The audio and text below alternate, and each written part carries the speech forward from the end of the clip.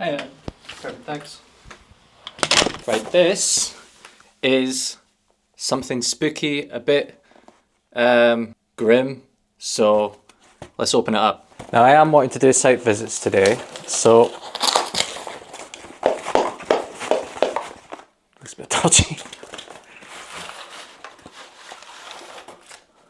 There you go. Can you read that? Let me know if you can read that. Big reveal.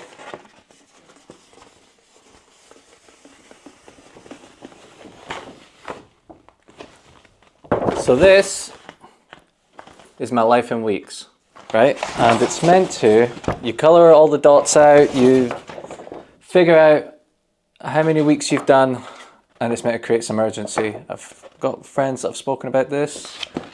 I don't know, I think it's pretty fucking morbid to be honest, but like, we'll see. Right, I'm gonna do this another time and then I'll show you, but pretty cool. Now on to the video. But before I do go, I wanna show you this. Map of the UK. The yellow flags are Think Property, green flags are McPherson Properties. Those are the ones that I've done.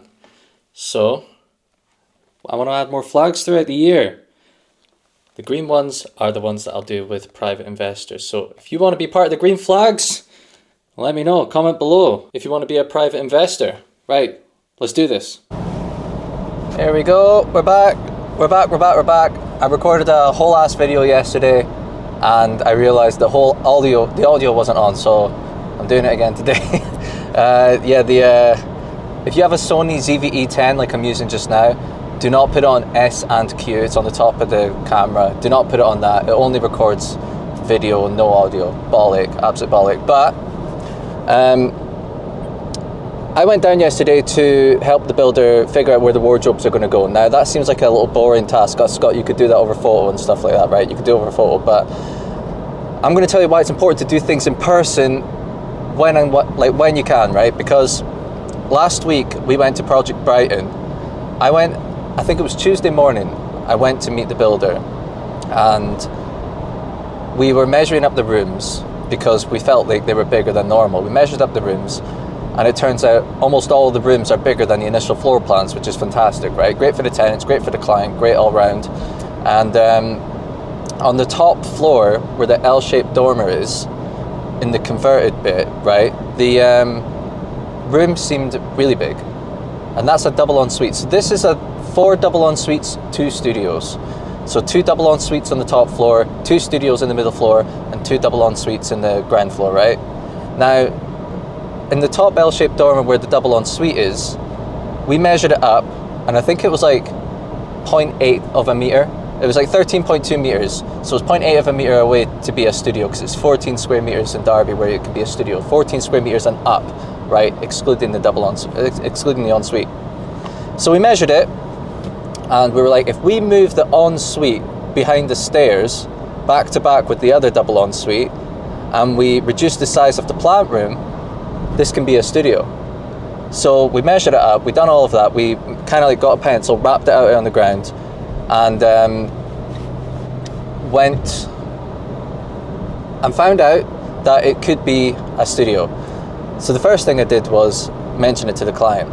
He's like, Scott, it's all fun and games because you're saying it could be a studio, but how much is it going to cost? It's going to cost about 5 to 8 grand. However, it's going to add about £15,000 in value when you refinance on the end value, and it's going to generate up to £150 per calendar month every single month, right? Like, it's a no-brainer, basically. It's a no-brainer. Yeah, you pay 5 to 8 grand just now, but you make that back not only on the refinance, but also on the rents per calendar month.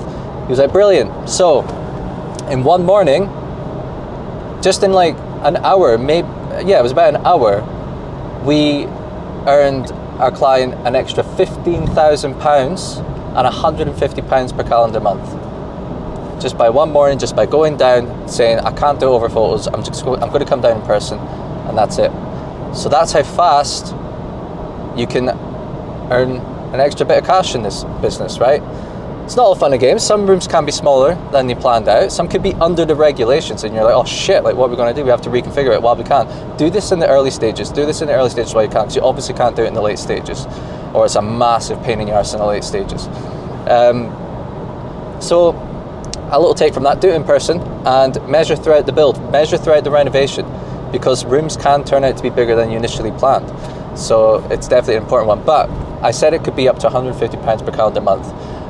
On another project, we have a lettings agent, and he viewed the project, and he said to my client, a different client on a different project, the rooms go for far less than what we predicted. So we predicted about 775, 800 for studios, loads of comparables, and the valuer surveyor said it, and about, I think it was like 625 for a double ensuite. Now, because these are high-end premium products, this is how you get the high-end rents. So this guy comes over and he's like, oh, for the double ensuite, you're looking at about 450 to 600, and for the studio, you're looking for about 600, 650, which is far lower than I ever thought. But I think he's wanting to do it because he's wanting to get 3 ASTs in before Arco 4 comes in. Arco 4 is coming into the area that project is in, and he's wanting to get ASTs in, even if it's like 3 months, just to, you know, I don't know. I don't think that's a right figure. I've done comparables lately. Like, I've got plenty of investor friends that are getting far above that. So I'm going to call him now and see what's up, see what's really going on.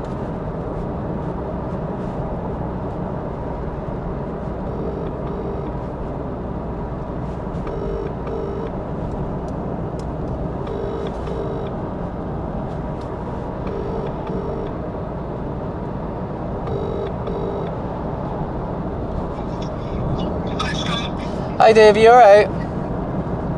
Yeah, good to you. Yeah, not too bad, thanks, not too bad. I was just wanting to quickly talk about, my client raised a concern about the rent figures that you're predicting for double en-suites and studios. And yeah, I think just based on the comparables that we're like seeing throughout the past year, he's a bit concerned, but like we've got plenty of evidence to suggest it'll be on the higher end of things. Yeah, exactly. I mean, it's newly refurbished, you know, but again, depending on you know, how many are available, you know, that has an effect as well. But yeah, I should have maybe explained it. They are minimums. Yeah. Yeah. So you don't want to be going any less than that. No, that's absolutely fine. I think it was because we got the valuer, the surveyor, at the start of the project, and he was also saying the rental figures that we were saying. So we didn't know if there was like some sort of horrific market crash or something, you know. Like we didn't know. Catch you soon. Take care. Bye. Bye. See what I'm saying? Those were the absolute low-end figures for the shite that you get on the market. The careless products that you get on the market, the people that don't care about what they put out, they just chug it out, cookie cutter. Whereas we're at the top end, we're at the high end. So reassuring. He's going to email my client to reassure him, because for all my client knows, I'm lying, right? I know he knows I'm not. He trusts me, I trust him. But it's just nice to hear from like the lettings agent, you know. All right, so let's go to Project Western. 5 studios, 1 double ensuite. Let's see how that's doing, because that is a beast of a project, and a lot has happened since we were last there. So I'll see you there. Right, Project Western. Look at this. That is the old basement. It's all going on down there, but let's see, this is studio. I always love a bay window. See, when I see a project with a bay window, oof, always gets me going. Look at the new steels that are ready to go in. Got rid of that chimney and put up the blocks. Now, I want to talk about, before I go upstairs where all the actions happened, I want to talk about here. So here we have, hang on, let me set you down. The old kitchen, right? So the old kitchen is here, and why do I want to talk about it? This is where a lot of action's happening, right? And it's going to happen very soon. So here, this wall gets extended 3 meters that way, and this wall here to my right, where the end of the house is, gets extended 3 meters up into this wall here, okay? So it's staying the same sort of shape, but it's going further that way. Why? Because we want this to be a studio. We have space in the garden to do it, we have the budget to do it, and I want this one to be a studio. That's how we're going to get 5 studios on one double ensuite, and you'll see how we're going to get the rest of the studios upstairs. But a good way of illustrating it is that's the new extension there for the outrigger, and it's awesome. So that is just getting pushed all the way that way. New internal walls are going up, new flooring. You can see all of it starting to take shape. Wait until the internal stud-work. The internal stud-work's coming in here in like the next week or two, and we'll see what's going on. But time to go upstairs.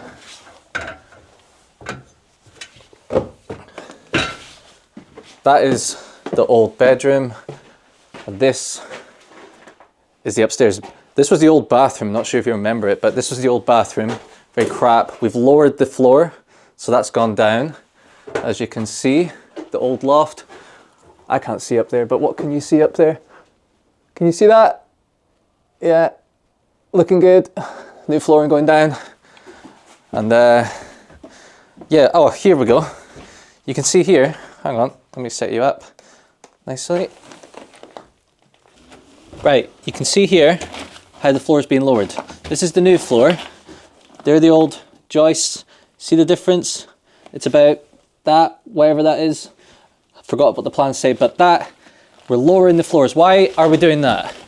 We are lowering the floors so, let's make this wider, so we can get more space up there in the loft. We want more space up there so we can basically create 2 more rooms. Oh my God, did you see that? Is that a pigeon? I swear I just saw a pigeon.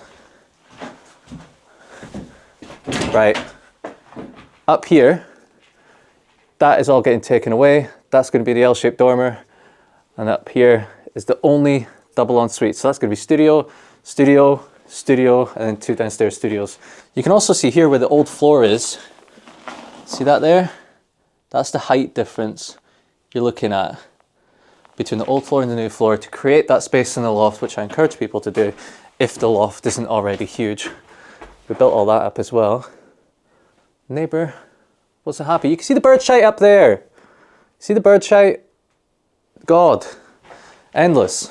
Right. What is happening with the other projects? We've got site visits tomorrow for 3 of them, and I am going to talk about the furniture pack side of things. So the furniture pack side of things, I got an email earlier stating that we're going to be doing furniture packs. So you have like 2 options. You can either lease it or buy it. That's the 2 options I've come across anyway.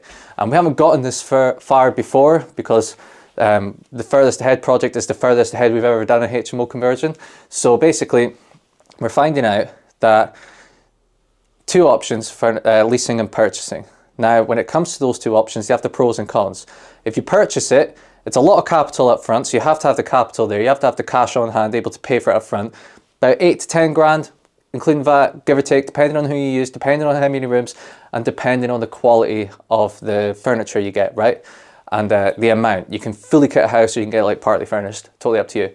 Leasing, same thing there, like it depends on a lot of things, but you don't own it. Now, you don't have to pay the big capital up front, you have to pay the 8, 9 to 10 grand up front, but it's about, I don't know, 180, 200 quid a month from what I'm seeing, and basically you obviously don't own it. So if your lease like finishes with that company, then they can just take it all back. I've been told. I don't know, I've not been through it. Definitely look into that one. So they have the pros and cons, and we are waiting for the first quote back for the furniture purchasing side of things, and then we can take it from there. But they come in and they do it, both sides, they come in and they do it all for you. So they take it in, they help you design it, and if you've not already pre-designed it, one of our clients has because they're an interior designer. If you haven't already pre-designed it, they help you out, and basically they come in, fit it, arrange it all, make it all look beautiful, take the boxes and off they go. Like, brilliant, all in one service, which I highly recommend, by the way, because that's what you're paying for. Your time is better spent going out there finding deals and clients than it is putting together a wardrobe that's going to fucking fall down because you don't know what you're doing, right? You don't know what you're doing. I don't know what I'm doing. Right, let's just take a seat because your boy wants to talk about some shit. Right, I want to talk about a few things right? First of all, to start off on a light note, I got a parking ticket. The council parked in my space. I had to park somewhere else, and because I parked somewhere else, they gave me a ticket. So I can't wait to argue with them, and I'll let you know how that goes. The bastards, eh? Bastards. They took my space, I parked opposite it, and then they give me a ticket because I couldn't park in my space because they took it. Yeah, fuck off. Right, I do want to talk about my last video that I made, and I'm not going to talk about the topic overly. If you want to watch it, give it a watch, but a lot happened, and basically my life changed for the worse. But how am I navigating it? Because I've obviously got like a really busy lifestyle with all these projects and stuff, and wanting to do my own portfolio and whatnot. Yeah, so I want to talk about what my sort of like daily plan is in the future, hoping that it helps you, because you don't have to lose someone to understand what it's like to be going through some difficult times. Okay, so what I'm desperately trying to do is get out the house every single day. And getting out the house means, like yesterday, the builder was like, okay, Scott, do you want the wardrobe here? Do you want the wardrobe here? I was like, you know what, I'll come down. And people may see like the drive as a waste of time, but I do some calls on the drive. But I go down, I socialise with the builder, socialise with his team. We go around, we fix a problem, and then that's it. I go back to the house, right? It's about 2 or 3 hours being out. And I strongly believe, whether you're feeling good or whether you're feeling bad, but especially when you're feeling bad, do whatever it takes to get outside of the house at least once a day. Maybe even go out and socialise. But you might be thinking, that's too scary, that's too much, especially when, like, today's one of those days where I feel better. If this was 2 days ago, then yeah, it would have been a lot harder. But it comes in waves. You know, grieving someone, it comes in waves. And today's one of those days where I feel a bit better. I can hold myself. So I do find it easier to go outside. But see when it's those days when it's really difficult, and see when it's those days where you're lying on the couch or you're lying in your bed and you've got that blanket on. I'm telling you, that heated throw. I've got a heated throw blanket. That's even worse, man. But that blanket feels like it weighs a ton. The couch feels like it's like a suction cup keeping you on. And the thought of even getting off the couch feels like running a marathon. These pigeons, man. But let's get back to it.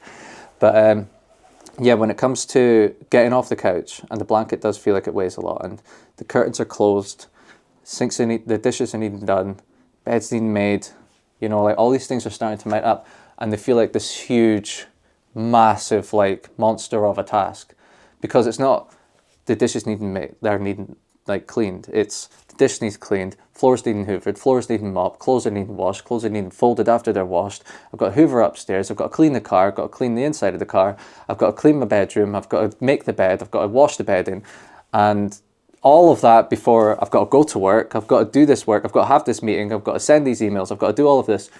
And then you're like, okay, I've got to have a social life, so I've got to message my mum, I've got to message, I've got to do all of these things.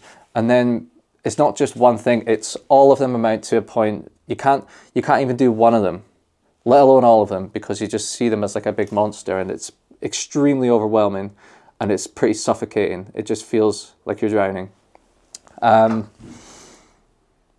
Which is why I think starting small is just one of the most basic bits of advice I could give. So what I've been doing, I already tried and done this anyway, but I'm really focusing it. When I get out of bed, I make the bed. Now I'm not doing it like TikTok style when you go ksh and you clean press it, all these things, right? I'm just making the bed. You know, I'm just like throw one of them, couple of pillows there, done dusted, open the blinds, and that's it. Okay, so now that's done. If I have a really crap day today or a really good day, no matter what, I'm going back into my bed that's made and it's waiting for me ready. I also do my best to just get my clothes ready for the next day. So it's one less thing to worry about the next day. It's just a bit easier, because you might, like if today I feel okay, right? But tomorrow could be one of those days where I'm at rock bottom again. So I'll put my clothes out ready tonight, ready for the morning. So if I do feel like at rock bottom, it's just one less thing to worry about. Like just I'm not going to teach you how to clean your fucking house, right? But what I'm wanting to say is start extremely small. If going outside is extremely terrifying, and it's like I can't go outside because it's scary, like there's so much going on, it's busy, it's bright, it's very overwhelming, then take it down a notch. And it could just be go in the garden. And if that still provokes the same feeling, then don't even do that. Open the back door, look outside, right? And if just all the way down, okay, just opening the window. Can't do that, opening the blinds for 10, 15 minutes. Just look outside, close them. And then the next day, you upgrade it, just incremental steps, and you apply this to your whole life. Apply this to your whole life. I've got a lot of things I need to work on. I'm not sitting here like, oh, I do everything perfectly. Like, I want to go to the gym. I desperately want to go to the gym, but the thought of going to the gym is just absolute nightmare. It's hellish for me. But I'm going to try and listen to my own advice. I'm going to try and just go to the gym for about 15 minutes, 20 minutes. And then maybe next time I go for 5 minutes longer. Or I just do 10 minutes all week. And then the next week I do 15 minutes, you know, or I just do like 1 day a week. And then in a couple of weeks I do 2 days a week. This is not a sprint. The road to recovery, the road to doing anything and bettering yourself is not a sprint. It's a marathon, and it's going to last a lifetime because you want it to last a lifetime. You want it to be sustainable. So like content creation, like going to the gym, like living your lifestyle, you want it to be sustainable. So it's as streamlined, as smooth as possible and last as long as possible. So, you know, going to the gym on your way to work or on your way home from work. Like me posting content, I'm not doing all this fancy editing. I'm doing, like, I was coming here anyway, I was driving here anyway, and I just put it on and I make it seamless as possible, very effortless. And obviously this is therapeutic for me, and I really appreciate that other people watch it, like you guys. So this was a partial video, partial personal development video, partial property, oh my God, I can't say that. Partial property, partial personal development video, because if you watch my video, my last one, then I am going through a lot, and I want to, and me opening up and hoping that it helps others helps me as well. So not all of them are going to be like this. A lot of them are going to be fun. And yeah, let's take a last wee tour about the property and see what's coming. The stud work is coming along, man. The stud work is going to be coming very, very soon. And this room's going to be getting done, and that's all going to be taken away. Look at the state of that. It's actually a shite. I want to see if that pigeon's here. Let's end the video on the pigeon. Ah, you see him? Do you see him? Do you see him? Right there. He's right there. I think that's going to cause problems for me. Oh, by the way, these are stairs. Spiral staircase goes up. It's cut out. Ensuite, ensuite, ensuite. Tuck behind the spiral staircase. Maximizing the space. I'm telling you, I love these spiral staircases. I just love them so much, man. I just love them so much. Because, oh, he's got his friend. Oh my God. Fuck. It's just endless. It's just endless. Right. I appreciate you watching. I really do. I'm trying to get back into the swing of things. I'm trying to get back on site, and I'm just taking it one step at a time. One step at a time, and I want you to do the same. So if you enjoyed this, just remember to like and subscribe, and I'll see you in the next one. Cheers.